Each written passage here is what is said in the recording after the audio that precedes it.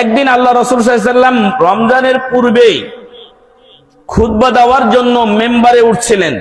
একটা হলো মেম্বার, একটা হলো মেহরাব, মনে থাকবে? মেম্বার হলো যেখানে দাঁড়িয়ে খতিব সাহেব খুতবা দেন, আর মেহরাব হলো যেটার ভিতরে কি করেন, নামাজ পড়ান। তো এই মেম্বারে খুতবা দেওয়ার জন্য উঠছেন, আর ওই সময় তিনি কি বললেন, 3 বার আমিন বললেন। কয়বার? 3 বার। তো সাহাবাগণ রাদিয়াল্লাহু আনহুম আজমাইন তারা জিজ্ঞাসা করলেন, আপনি তো অন্য সময় আমিন বলেন না, আজকে আমিন কেন বললেন আপনি?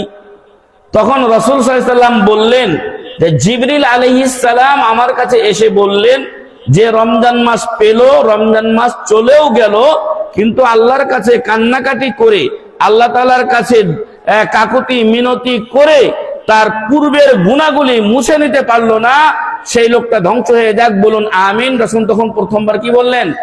আমিন। নাউজুবিল্লাহি মিন যালিক। এই দলের লোক হওয়া যাবে? রমজান পেয়ে হতভাগার দলে থাকা যাবে না।